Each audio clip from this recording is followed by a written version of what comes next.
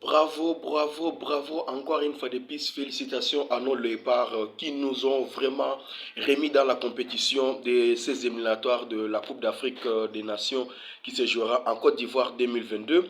Coup de chapeau à toute l'équipe technique et à tous les joueurs, à tous les staffs et à tous ceux qui ont été dans l'ombre, tous les héros dans l'ombre qui ont joué, qui ont misé, qui ont vraiment soutenu cette équipe. Voilà même le public congolais qui n'ont pas laissé leur chère équipe évoluer seul. Merci beaucoup à tous ceux qui ont essayé de placer un mot dans leur prière pour soutenir nos léopards. Voilà, la tâche n'a pas été facile, mais finalement, on y est.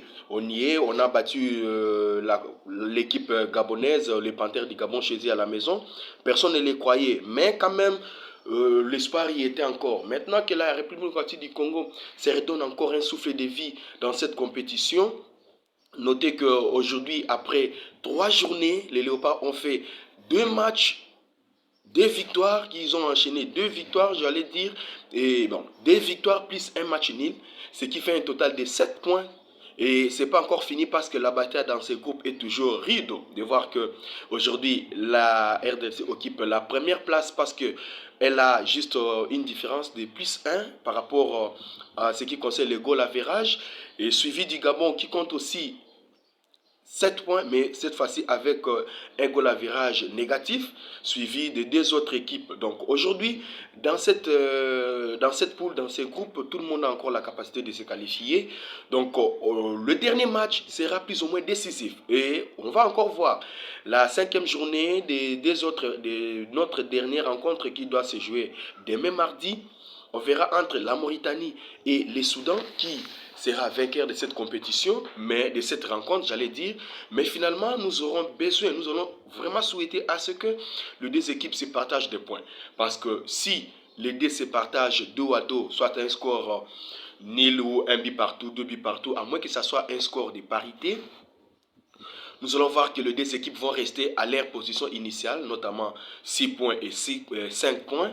Et finalement, la République démocratique du Congo va toujours garder momentanément la chaise sur laquelle elle est assise, suivie du Gabon. Et par là se jouera la finale de toutes les 4 équipes lors de la 6e journée qui est prévue au mois de septembre de cette même année. Donc c'est pour dire, la République démocratique du Congo a déjà, je dirais, 90% des chances pour essayer d'espérer une place qualificative à la phase finale de cette Coupe d'Afrique des Nations. Notamment, il va recevoir soit à Lubumbashi, on ne sait pas encore, Lubumbashi ou Kinshasa, le Soudan, l'équipe qui nous a battus chez eux à la maison.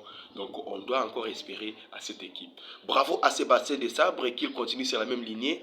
Nous osons croire que nous aurons des résultats prépondérants et des résultats probants qui vont toujours satisfaire plus d'un million de Congolais. Merci de nous avoir redonné sourire. Nous vous attendons au match retour ici à Lubumbashi ou à Kinshasa, en terre République démocratique du Congo, pour encore donner la vivacité et la vie à cette équipe. Nous osons vraiment croire que nous ferons des exploits, et surtout avec cette équipe, avec cette génération, avec tout ce que vous avez comme atout, nous irons encore plus loin. Allez-y les léopards.